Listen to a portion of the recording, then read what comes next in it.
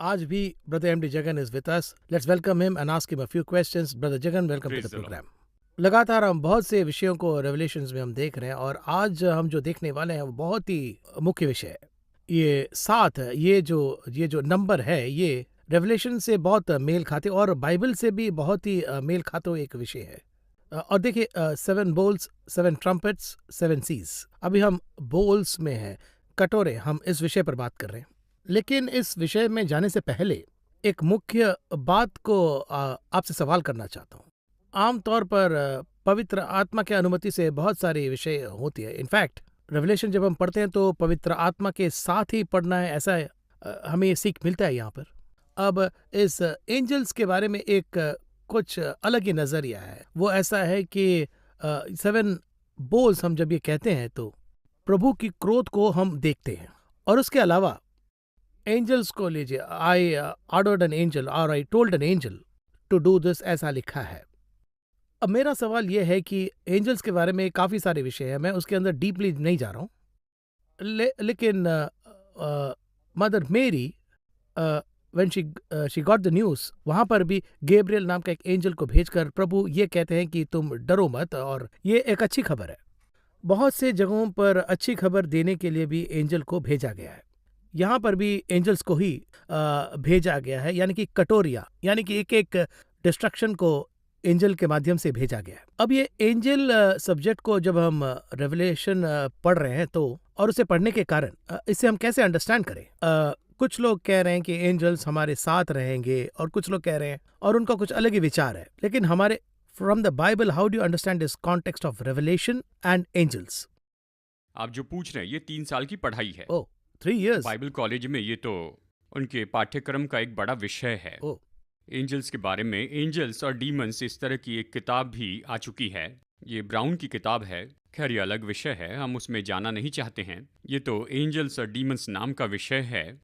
इससे हम क्या सीखते हैं? अब हमारे लिए अगर इस तरह से कहा जाए तो स्वर्गदूतों के बारे में बाइबल कहती सेवा करने वाली आत्माएं, यानी वो तो सर्वेंट जैसे हैं। परमेश्वर ने उन्हें बनाया, उन्हें दंडवत करने के लिए नहीं। ये नहीं कि हम स्वर्गदूत के पैर पड़े। अब इसे आसानी से समझने के लिए, यानी लोग इसे आसानी से समझ ले, एक समय काल तक परमेश्वर ने मनुष्य से कोई संबंध नहीं रखा। मनुष्य पाप करके प्रभु से दूर गया। आदम के पास स्वर्गदूत नहीं आया, परमेश्वर आए डायरेक्टली. डायरेक्ट। पाप करने के बाद मनुष्य का हिसाब नहीं लगा सकते थे। अगर वो परमेश्वर की पवित्रता के पास जाता तो उसका नुकसान होता। तो फिर परमेश्वर ने क्या किया? अपने दूत को भेजकर इंटरैक्ट किया और सारी बातें समझाकर बताई। And this is not only for judgment. परमेश्वर भूमि पर जो भी करते, एक समय था जहां पर वो स्वर्गदूतों का उपयोग करते थे। यानी देखिए, सदोम को मिटाने के लिए उनका उपयोग किया, और फिर अब्राहम से बातें करने के लिए भी उनका उपयोग किया था। यानी सदोम को वो नाश करने वाले थे, वो लूत को उठाकर बाहर निकालते हैं। दोनों में हैं, बचाने के लिए भी, नाश करने के लिए भी। परमेश्वर जो कहते हैं वो वही करते हैं। बाइबल में परमेश्वर ने सभी काम करने के लिए स्वर्गदूत रखे हैं, और सभी के काम तो अलग अलग हैं। देखिए, पुराने नियम में जब भी परमेश्वर अगर लोगों से इंटरैक्ट करना चाहते हैं तो वो स्वर्गदूत के द्वारा करते। जैसे लिखा है, परमेश्वर का दूत, क्योंकि परमेश्वर को देखने वाले, वचन कहता है, उसे देखकर कोई जीवित नहीं रह सकता है। परमेश्वर को देख नहीं सकते। इसके बाद में जब यीशु मनुष्यों के बीच में आए, मनुष्य और परमेश्वर के बीच में मध्यस्थ बनने के बाद परमेश्वर ने क्या किया? उसने हमें पवित्र आत्मा दिया है।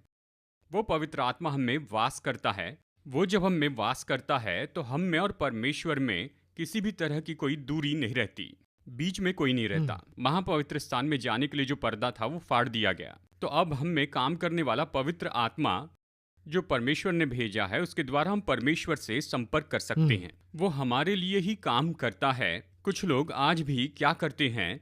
पुराने नियम के जैसे वो फॉलो करते हैं। स्वर्गदूतों को आज्ञा देना, उनसे कहना, उनसे बातें करना, उसकी जरूरत नहीं। हम परमेश्वर से बात कर सकते हैं। हम उसकी संतान हैं। जितनों ने उस पर विश्वास किया, उन्हें पुत्र होने का अधिकार दिया। हम उसकी संतान हो जाते हैं तो मेरे पिता को पता है मुझे कैसे संभालना है। उसके अलावा मैं जा रहा हूँ, I will send the Holi spirit, I will send the angel, ऐसा उन्होंने नहीं कहा. नहीं, मैं पवित्र आत्मा भेजूंगा। यानी स्वर्गदूत को जो काम करना है वो तो निश्चय अपना काम करेंगे। हमारा काम पिता के साथ रहना है। देखिए, यीशु ने स्वयं एक जगह पर कहा है कि अगर मैं कहूं तो वो अपने स्वर्गदूतों को मेरे लिए भेजेगा। पिता, तो मुझे स्वर्गदूत से बात नहीं करना है, पिता से कहना है। वो खुद डायरेक्ट आज्ञा देंगे। हमारे बीच वो मीडिएटर नहीं है नए नियम में। तो स्वर्गदूतों का जो काम है वो तो पिता ने निश्चित किया है। वो जो कहेंगे वही स्वर्गदूत करेंगे, हमें बीच में नहीं आना है। तो देखिए, उनका काम बाइबल के अनुसार है आराधना करना। जितना पता है बताता हूँ। वर्शिपर्स, संदेश देने वाले। एंजल्स की वैरायटी है। योद्धा, यानी माइकल जो है वो तो वॉरियर है। और फिर जैसे आपने कहा मरियम के पास आया, गैब्रियल। जी हाँ, देखिए उसका काम क्या है, वो है मैसेंजर, संदेश देने वाला है। ये सब जो है वो है वर्शिपर्स। वो तो स्वर्ग में होंगे, परमेश्वर की आराधना करेंगे। अभी हमारे लिए इस तरह से, यानी इस नए नियम के अनुसार हमें स्वर्गदूतों से डील करने की जरूरत नहीं है। नहीं। परमेश्वर हमारे साथ है, हम उसकी संतान हैं। सो इसमें कंफ्यूज होने की बात नहीं है। कंफ्यूज होने की जरूरत नहीं, वो हमारे लिए काम करने वाले हैं। प्रभु आज्ञा देंगे। हम उस पे जाके क्यों इंटरफेयर हाँ, करें? अब इसमें समस्या क्या है ये पूछे तो स्वर्गदूत को पहचाने बिना किसी और दूत से डील करने की संभावना होती है। वो कौन है? वो तो गिरे हुए स्वर्गदूत हैं, जिन्हें हम दुष्टात्माएं कहते हैं। ये गिरे हुए जो स्वर्गदूत हैं वो रूप बदल कर आ सकते हैं, बाइबल कहती है। वो अच्छे स्वर्गदूत के जैसे बोलेंगे, दिखेंगे, उनका फर्क नहीं जान पाएंगे। परमेश्वर एक है, स्वर्गदूत बहुत हैं। परमेश्वर एक है, वो हमारे पिता है, तो स्वर्गदूत से व्यवहार क्यों करें? कहिए पिता अगर कमिश्नर है और बेटा कोई परेशानी में है तो बेटा क्या करेगा? सीधा पिता से बात करेगा। यानी ये आदमी मुझे धमका रहा है, ऐसे कहेगा तो सब हो जाएगा। अगर ये पिताजी के असिस्टेंट से कहे और असिस्टेंट जाकर पिता को बताए, असिस्टेंट खुद ये काम नहीं कर पाएगा, उसे कमांड चाहिए। यानी जो आज्ञा है वो राजा देता है उसके राज्य के लिए, तो ये घूमने का काम हो जाएगा। हमारे लिए अभी तो स्वर्ग खुला है, तो जब हम इसे पढ़ते हैं तो हम ये समझते हैं कि किसी गलत आत्मा के संपर्क में आने की संभावना है। यानी गिरे हुए स्वर्गदूतों के पीछे जाना। इस तरह से बहुत से लोग धोखा खाए हैं। अंत में वो परमेश्वर से बात ही नहीं करते हैं, स्वर्गदूतों से ही बात करते रहते हैं। सो वो it kind of becomes a problem later. Problem बनता है। अब हम रेवलेशन चैप्टर 3 को जब हम देखते हैं तो हम कटोरे के बारे में भी बात कर रहे हैं। पिछले एपिसोड में हमने उसे देखा, तो अभी हम इस सेकेंड बॉल को कैसे समझ रहे हैं हमें? प्रकाशित वाक्य में से पढ़ते हैं, अध्याय 16 वचन 3। दूसरे स्वर्गदूत ने अपना कटोरा समुद्र पर उंडेल दिया। वो मरे हुए मनुष्य के लहू जैसा बन गया और समुद्र में का हर एक जीवधारी मर गया। इस तरह कहता है। परमेश्वर ने सारी सृष्टि को एक हफ्ते में बनाया था। 6 दिन में बनाया, 7वें दिन विश्राम किया। वहां पर भी 7 है। ये भी 7 है। इसे बनाने वाले परमेश्वर इसे पार्ट पार्ट में नाश कर रहे हैं। इसे मिटाने के लिए 7 साल ले रहे हैं। ओहो। यानी इन 7 साल के पहले 3.5 साल में, यानी तुरहियां, 7 तुरहियां, और अगले 3.5 साल में 7 कटोरे। तो वहां पर भी एक प्रोटोकॉल फॉलो कर रहे हैं। सब में प्रभु राज्य का नियम है। पर उनका मन को कितना दुख पहुंचा होगा, ये जब सोचता हूँ तो बहुत ही दुख पहुंचता है मन को, सोच भी नहीं सकता। कई बार यानी पिताजी जो है वो बच्चे को अनुशासित करने के लिए उसे मारते हैं। ताड़ना के बाद में बेटा अच्छे से सो जाता है। रात को पिता बाजू में लेटकर उसे सहलाता है। खुद ही कहते कि मैंने इसे ज्यादा ताड़ना दी है। अरे देखो यहाँ पर थोड़ी सी सूजन आ गई है, ज्यादा ही मार दिया। लेकिन टीचर्स ऐसा नहीं करते हैं। स्कूल में पिटाई हुई तो कौन सी टीचर घर में मरहम लेकर आती है? बच्चे नहीं मानते तो क्या करते हैं? 2 छड़ियाँ और ज़्यादा लगा देते हैं। और इसी तरह से हमारे जैसे बाइबल टीचर्स का भी ये ड्रॉबैक है। परमेश्वर का प्रेम, परमेश्वर प्रेम से ताड़ना देता है, ये बाइबल कहती है। परमेश्वर प्रेम से ताड़ना देते हैं, क्रोध से नहीं। वह हमें तसल्ली भी देते हैं, बाइबल कहती है। हमारे परमेश्वर का जो प्रेम है, यानी उसके प्रेम की सीमा नहीं है। परमेश्वर का आकार ही देखिए, स्वर्ग उसका सिंहासन और पृथ्वी पैरों की चौकी है। परमेश्वर इतने बड़े हैं और वो प्रेम है। परमेश्वर प्रेम है, यानी इतना ज्यादा प्रेम। यानी आपने उसके कितने प्रतिशत का अनुभव लिया है ना? भारत में हम कितनी जगह पर गए हैं अगर ये पूछे तो, यानी हर एक मनुष्य की अलग अलग सीमा होती है ना। ऐसे भी लोग हैं जो अपने राज्य से बाहर नहीं गए। कुछ लोग प्रभु के प्रेम का एक हद तक स्वाद लेते हैं, उसके पूरे प्रेम का आनंद लिया ऐसा कोई भी नहीं है। ऐसा परमेश्वर का प्रेम है। यहाँ परमेश्वर क्या करते हैं? 7 दिन में बनाई हुई सृष्टि को 7 साल में पार्ट पार्ट में नाश करते। अध्याय 6 में हम देखते हैं कि समुद्र के 1/3 जीव जंतु जो है वो तो मर जाते हैं। 1/3 नाश हो गया, 2/3 बाकी है। 2/3 यहाँ पर नाश होती है। यही तो पहले 3.5 साल और दूसरे 3.5 साल में फर्क है। यहाँ पर वो ऐसा करते हैं। एक और विषय है जिसे हमें पढ़कर मनन करना होगा, बहुत से लोग ऐसे हैं जो बाइबल के मुख्य भाग को पढ़कर भूल जाते हैं, वो उस पर मनन नहीं करते हैं। बात तो ये है, परमेश्वर ने पृथ्वी को बनाया तो दो भाग में बनाया, यानी उसने जल अलग किया और भूमि को अलग किया है। उत्पत्ति 1:10। यानी भूमि और पानी को अलग अलग फॉर्मूला, हम्म। दोनों को मिलाकर ही हमारी पृथ्वी बनती है। पर परमेश्वर के लिए दो भाग हैं, इन दो भागों के लिए अलग अलग, यानी परमेश्वर इसमें अलग अलग तरह से काम करते। हम्म। आदम से एक कहते वक्त जरा आप देखिए, यानी भूमि पर राज कर और समुद्र की मछलियों पर राज कर कहाँ है। ओ, रूल। अब ये राज करने की जो बात है, उत्पत्ति 1:28 में हम देख सकते हैं, फूलो फलो और पृथ्वी पर भर जाओ और उसको अपने वश में कर लो, ऐसे कहा। पहले भूमि पर भर जाओ कहा 1:28 में, यानी पहले भूमि को वश में करने के लिए कहा। फिर वचन आगे कहता है, समुद्र की मछलियों तथा आकाश के पक्षियों और पृथ्वी पर रेंगने वाले सब जंतुओं पर अधिकार रखो, इस तरह से कहा। यानी दो भाग है, एक तो भूमि है, दूसरा समुद्र है। जी हाँ, be fruitful and multiply, Multiply. Fill the earth and subdue it and have dominion. तो ये जो फर्क है यहाँ पर शुरू होता है, और इसे आगे कहाँ पर देख पाएंगे? प्रकाशित वाक्य 20वें अध्याय में आप देखें तो जजमेंट यानी न्याय आता है। तो वचन क्या कहता है? देखिए, भूमि यहाँ पर अपना काम करती है, समुद्र इस तरह से कहा गया है। प्रकाशित वाक्य 20:13 में, समुद्र ने उन मरे हुओं को जो उसमें थे दे दिया, मृत्यु और अधलोक ने उन मरे हुओं को जो उनमें थे दे दिया। मृत्यु और अधलोक तो दोनों अलग हैं, डेथ और हेड्स आया ना। Death and heads. और देखिए इसी तरह से, यानी ये समुद्र अलग है ना। इसका क्या अर्थ है पूछे तो ये अलग भाग है, वो अलग भाग है, दो भागों में अलग होता दो है। भाग है। अब ये जो फर्क है ये पूरी बाइबल में बताया है। ओके। लोग इस फर्क को समझकर नहीं पढ़ते हैं, एक जैसे देखते हैं। देखिए प्रकाशित वाक्य अध्याय 13:1, जिसके बारे में अक्सर हम ज्यादा बात करते हैं, 13:1 में देखिए, तब मैंने एक पशु को समुद्र में से निकलते हुए देखा, है ना, राइजिंग फ्रॉम द सी। 13:11 में देखिए, a beast rising from the earth. Correct, अलग हो रहा है। यहाँ पर ये दोनों हैं, दो पशु है, दो जगह है, दोनों को जीतना है। ये अलग भाग है, वो अलग भाग है। ये कहाँ पर शुरू हुआ? उत्पत्ति में, और एकदम यहाँ पर खत्म हुआ। इस बात को ध्यान में रख के पढ़ना है। भूमि का कॉन्सेप्ट ही अलग है और समुद्र का कॉन्सेप्ट अलग है। इन दोनों के पीछे आत्मिक सच्चाई है। उसके अलावा जिस हद तक हम जेनेसिस को अंडरस्टैंड करते हैं, उस हद तक रेवलेशन को भी अंडरस्टैंड कर सकते हैं, ऐसा एक समझ आ रहा है। जी हाँ, हमने इस पर एक बार बात की है।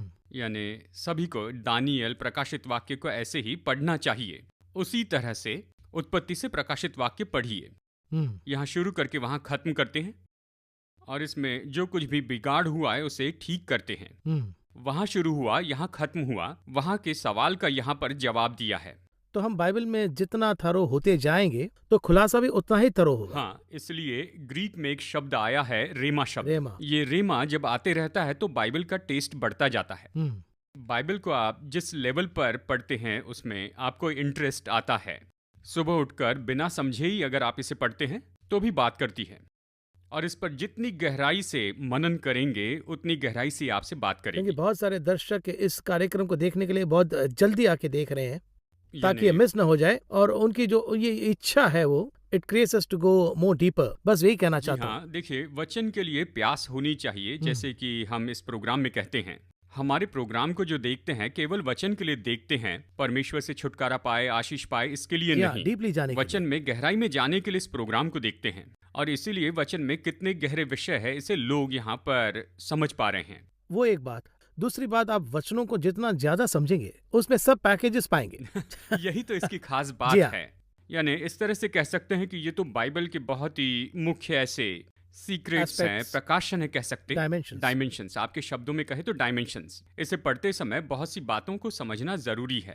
यानी ये जो पृथ्वी है ये तो बनी है समुद्र और भूमि और पानी से बनी है, लेकिन बाइबल में ये दोनों के लिए दो अलग अलग विषय दिए गए हैं, दो न्याय हैं, इन दोनों के लिए अलग अलग है। उसी प्रोटोकॉल के तहत जाते हैं। प्रोटोकॉल के हिसाब से पढ़े तो बहुत कुछ समझ पाएंगे। एक तरफ देखिए, समुद्र से निकलकर भूमि पर आया वो पशु, यीशु मसीह ने क्या किया? देखिए, भूमि से जाकर समुद्र पर उठी आंधी को डांटा। उसने आंधी को क्यों डांटा, इसके लिए भी एक कारण है। यानी देखिए, इस तरह से बाइबल में बहुत से विषय दिए हैं। हाँ, और जब हम यहाँ पर दूसरे कटोरे के बारे में देखेंगे, पहले कटोरे के बारे में देखें तो वो तो भूमि पर रहने वाले लोगों पर प्रभाव डालता है। दूसरा देखा जाए तो जल जंतुओं पर प्रभाव डालता है। करेक्ट। है ना? बहुत ही क्लियर है। क्लियर है, अलग करें। अलग है, अलग करके मारते हैं। और देखिए इस तरह से नूह के समय में भूमि पर पानी भर गया, हाँ, लैंड को तो कंप्लीट में बंद कर रहा है। पूरी तरह से ढक दिया। तब जमीन नहीं दिखी, केवल पानी भरा था। इससे कैसे ढाका ये पूछे तो यानी उत्पत्ति अध्याय 7 कहता है, यानी कहिए इतना ज्यादा पानी भर गया था। माउंट एवरेस्ट सबसे ऊंचा है तो सोचिए उसकी चोटी के ऊपर 22 हाथ पानी। सोच भी नहीं सकते। जी हाँ, इस तरह से सोचिए कि इसे किससे ढाक दिया। पानी नहीं किया। तो अब प्रकाशित वाक्य 21 में देखिए, हर जगह केवल भूमि है, समुद्र ही नहीं है। ओ, पूरा रिवर्स हो रहा है। इस तरह रिवर्स है। इधर देखिए 21:1 में, फिर मैंने नए आकाश और नई पृथ्वी को देखा, क्योंकि पहला आकाश और पहली पृथ्वी जाती रही थी और समुद्र भी न रहा। अलग करके खास करके बताता है समुद्र न रहा। Hmm. Only land no water. Hmm. यानी इस तरह से ये ऐसे बहुत से विषय हैं। पहले भूमि पर रहने वालों को नाश करते हैं, फर्स्ट पार्ट मनुष्यों को, सभी मनुष्यों को एक प्रकार का बुरा और दुखदाई फोड़ा निकला। जी हाँ। यानी दूसरी बात देखिए, यहाँ पर समुद्र के सारे यानी हर एक जीवधारी मर गया। यानी समुद्र में का हर एक जीवधारी मर गया। And it became like blood, ऐसा लिखा है। ऐसा है कि इसमें कौन सा कॉन्सेप्ट हो रहा है, यानी इसके बारे में कुछ वीडियोस है, अगर आप इन्हें देखें। यानी जापान के समुद्र किनारे पर वो डॉल्फिन का शिकार करते जी हैं। यानी कहिए कि 100 डॉल्फिन का शिकार किया, ज़्यादा से ज़्यादा 100 कहा नहीं जा सकता है। उसके शिकार करते समय अगर आप देखें तो हर जगह पर वहाँ पर क्या होता है, खून से भरा खून हुआ। होता है। पूरी जगह पर खून फैल जाता है और समुद्र के सभी जीव मर जाते हैं। तो फिर वो सी का जो कलर है, समुद्र का रंग ही बदल जाता है।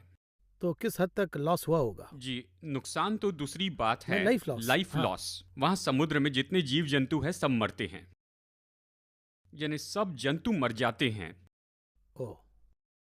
है ना? देखिए अगर साधारण रूप में हम कहें तो किसी मछली के एक्वेरियम में कहिए सफाई के बाद एसिड लगा रहे तो सारी मछलियां मर जाती हैं, तुरंत मर जाती है। साधारण रूप में अगर आप बिल्ली के ऐसे बच्चे जो कि केवल दूध पीते हैं उन्हें मछली खिला दे तो वो खाते ही मर जाएंगे, क्योंकि अभी तो वो बस दूध पीने वाले हैं और वो ये सब कुछ खा नहीं सकते हैं।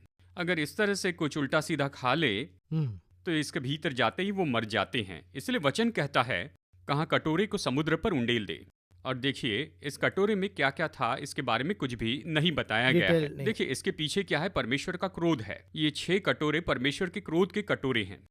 इतने प्रेम से भरे हुए, पर उनका ये साइड भी है। ऐसा है कि ये सब मैंने ही बनाया है। उत्पत्ति अध्याय 1 में समुद्र को अलग करते हैं, सृष्टि में उसे बनाते हैं। जी हाँ, उनका इमेजिनेशन, उनका क्रिएशन। और 5वें दिन को देखिए, जब उसने मनुष्य को बनाया उसने हमें मिट्टी से बनाया जी है। हाँ। और समुद्र के बारे में देखिए, उसमें जो है वो समुद्र में ही बनते हैं। उत्पत्ति 1:20 परमेश्वर ने कहा, जल जीवित प्राणियों से बहुत ही भर जाए और पक्षी पृथ्वी के ऊपर आकाश के अंतर में उड़े।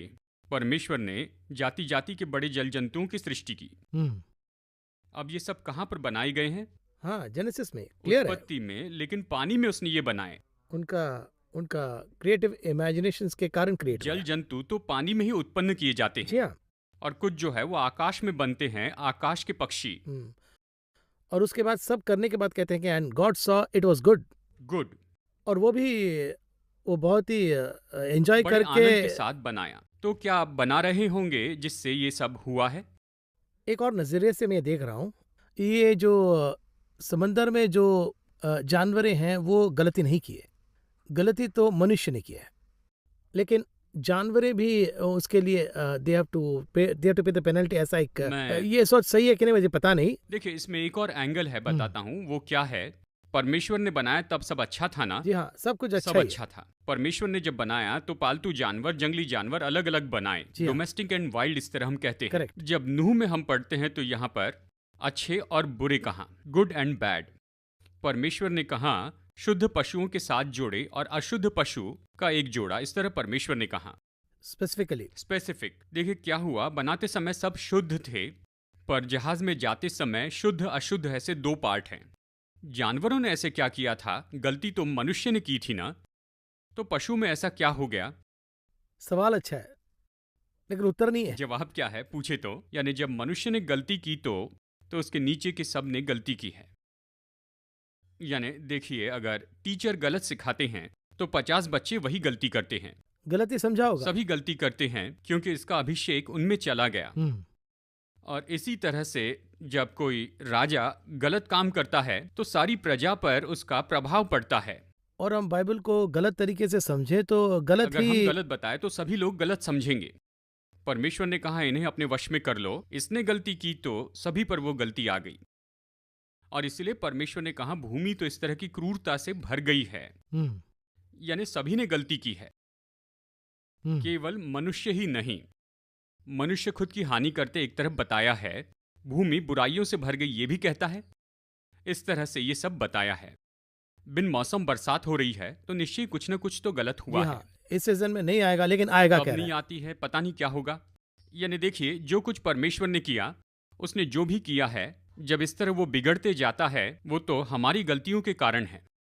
हम में यही तो समस्या है। यानी इस तरह से क्योंकि आजकल वातावरण के बारे में ऐसा ही कह रहे हैं। एनवायरमेंट में सारी गड़बड़ियां हो रही हैं, मौसम में सारी बातों में थोड़ी थोड़ी गलतियां दिख रही हैं। ये एक भाग है, हम जो बात कर रहे हैं वो एक भाग है। क्या हुआ, देखिए ये सारे जो पशु पक्षी है ये हमारी जिम्मेदारी हैं। यानी कुछ समय बाद अगर आप देखें तो यानी पशुओं की दो अलग अलग प्रजाति से वो तीसरी प्रजाति जी उत्पन्न हाँ, करते हैं। आजकल तो बहुत से क्रॉस मिक्सिंग भी कर रहे हैं। जब इस तरह से होता जी। है तो बहुत सी बातों में वो अच्छा। बदल जाते हैं। ओके। एक समय था जब सब कुछ बिल्कुल ओरिजिनल था और सब कुछ नीट था। कहते हैं ना, अगर मनुष्य कोई गलती करे तो कहते हैं ये जानवर जैसे है। उस समय मनुष्य से ज्यादा तो पशु बहुत अच्छे होते थे। हम्म। लेकिन फिर उसके बाद में उनका स्वभाव बदलते चला गया। ये एक सिचुएशन है कि उनका स्वभाव बदल गया। समुद्र की मछलियों के साथ भी यही हुआ। परमेश्वर तो धर्मी न्यायाधीश है, वो तो न्याय करते हैं। देखिए, एक पेड़ जब वो सूख गया तो प्रभु ने कहा तुम इसके लिए इतने परेशान हो तो सोचो मनुष्य के लिए कितना परेशान होगा। हम्म। सभी के लिए परमेश्वर ने एक बात तय करके रखी है। यानी सिंह भी जो इतनी तेजी से दौड़ता है उसके लिए भी प्रभु ने आहार रखा है। परमेश्वर ने ही इन सारे पशुओं को बनाया है। हम परमेश्वर के स्वरूप में बनाए गए हैं, इसलिए हम जानवरों से प्रेम रखते हैं, पेट एनिमल्स होते हैं। तो परमेश्वर कितना प्रेम करते होंगे, प्रेम के बिना बनाया होगा क्या उन्हें? अगर परमेश्वर उनसे प्रेम नहीं करते तो इन दिनों तक जानवरों की देखभाल करते। हम्म। तो परमेश्वर सभी से प्रेम करते हैं, लेकिन एक जगह पर सब उसके विरुद्ध में चले जाते हैं। यानी सभी का स्वभाव बदल जाता है। Extreme stage. Extreme stage. इसके बाद जो भी होगा वो अच्छा नहीं होगा, उस स्टेज में। खत्म कर दो कहते हैं। सो देखिए, एक जमाना था हम्म। कि जब गर्भ में बच्चे को बीमारी होती है तो डॉक्टर ये कहते हैं, यानी उस बच्चे में बहुत सी परेशानी होती है, जब ये बड़ा होगा तो ये समस्याएं बढ़ जाएगी, इसीलिए आप टर्मिनेट कर दीजिए। इस तरह से इसमें ये कमी है और ये सब बताते हैं। स्कैन में हमें पता चला है। अब देखिए, वो इसे निश्चय किसी एक कारण से करते हैं, किसी कारण से ही, और बहुत ही दुखी होकर। अभी तक वो बच्चा जन्मा नहीं है, उस बच्चे के लिए इतनी परेशानी हो सकती है। ये कहते हैं इन सबको बनाने वाले परमेश्वर को कितना दुख हुआ होगा। यानी देखिए, ये तो पहला स्टेज है। दूसरा भी कारण है, परमेश्वर क्यों नाश कर रहे हैं इसके लिए दूसरा भी कारण है। हम ये देख रहे हैं परमेश्वर ने जो समुद्र बनाया उससे मनुष्य ने क्या किया है। हम्म। यानी हम जो कुछ भी कर रहे हैं वो सब कहाँ पर जा रहा है? समंदर में। समुद्र में जा रहा है। हम जो न्यूक्लियर टेस्ट करते हैं वो सब कहाँ पर करते हैं? समंदर में ही। रॉकेट ऊपर भेजते हैं, अगर सही तरह से न जाए तो कहाँ पर गिराते हैं? समंदर में। समुद्र में। मनुष्यों को बचाने के लिए वहां पर वो गिराते हैं, लेकिन समुद्र के जीव जंतु मरते हैं। जरा सोचिए, ये सारी गंदगी समुद्र में डाल दी गई, आउटपुट। वो समुद्र का स्वभाव कितना बदल गया। कुछ जगह पर देखे तो वहां पर वो कंप्यूटर की गंदगी भी वहीं डाल देते हैं। कंप्यूटर के पार्ट ऐसे कोई साधारण नहीं हैं, कई टन्स जहाज़ों में डालकर ले जाते हैं, इंटरनेशनल बॉर्डर के बाहर फेंक देते हैं। सभी देशों में ऐसे ही हो रहा है। और फिर देखिए, जो प्लास्टिक है और प्लास्टिक की दूसरी गंदगियाँ, यानी ये सभी जो परमेश्वर ने बनाया है उसे बिगाड़ रहा है ना। अब इसे सही नहीं किया जा सकता है। इसे खाने वाले जीव कैसे होंगे? नेचुरली वो भी चेंज हो जाएगा। जी, सामान्य से उदाहरण देखते हैं। रोड पर जो प्लास्टिक पड़े होते हैं उसे कोई भी जानवर आकर खा जाता है, वो मर जाते हैं। उसी तरह से देखिए, यानी ये गंदगी खाकर ही बड़ी बड़ी मछलियाँ, बड़े बड़े जीव जंतु, चाहे कितने भी बड़े हो, अगर वो इसे खा ले, बहुत ही डेंजरस है। देखिए वो सब इसे खाते हैं, मर जाते हैं। और अगर वो बच भी जाए तो देखिए, इसके लिए एक शब्द आया है, मर्सी किलिंग कहते हैं। इसके बाद इन्हें देखना मुश्किल होगा, देख नहीं पाएंगे, इस तरह कहते हैं। उसी तरह से ये है मर्सी किलिंग। ये ऐसा क्यों? पूरी तरह से करप्ट हो गया। करप्ट हो गया। अब इसे ठीक नहीं कर सकते हैं। एक लेवल तक रिपेयर कर सकते हैं, बाद में रिपेयर भी नहीं कर सकते हैं, तो डिमोलिश करते ये जो हैं। हम अभी पढ़ रहे हैं, ये सेकंड बॉल पढ़ने वाले दर्शकों के लिए आखिर में हम क्या संदेश देना चाहेंगे? आज बहुत से लोग परमेश्वर कृपालु है, कृपालु कहते हैं। देखिए, इसमें कोई दो राय तो नहीं है। वही कृपालु परमेश्वर तो न्यायाधीश परमेश्वर भी है। उसका दिया हुआ, उसका जो बनाया हुआ है, उसने जो काम दिया है, जब तक सही है तो ठीक है, नहीं तो प्रेम से भरे परमेश्वर वो नहीं देख सकते। और उसमें हम ठीक रहे हैं, वो हमारी जिम्मेदारी भी है। जिम्मेदारी है, उसे सही करने का तरीका बताया है, और इसके लिए हमें बुजुर्ग भी दिए हैं, माता पिता से शुरू करके सभा के लोग दिए हैं, ताकि हम सही तरीके से चल सके। और इससे परे हम परमेश्वर के विरुद्ध में चले जाएंगे, ये चेतावनी भी देते हैं। और उसके बाद वो हमें रोकने की कोशिश करते हैं, लेकिन उससे भी परे चले जाए तो फिर अंत ही होगा, टर्मिनेट करना होगा।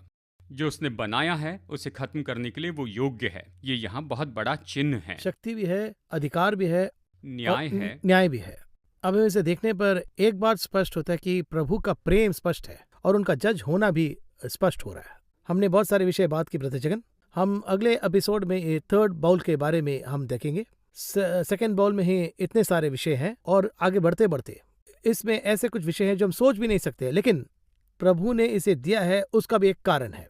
परमेश्वर पूरी तरह से मिटाना चाहते हैं, एक ही स्ट्रोक में कर पर एक और सकते चांस देते हैं। चांस दे रहे हैं। पहला कटोरा उंडेला, दूसरे के लिए एक चांस। सोचते अब मन बदल देंगे, पर फिर भी मनुष्य मन नहीं बदलते हैं। लेकिन ऐसे ही हो रहा है जी, अब यहाँ। बार बार उसके विरुद्ध में कहते हैं, उसके ऊपर दोष लगाते हैं, कुछ देकर अगले के लिए एक गैप देते हैं।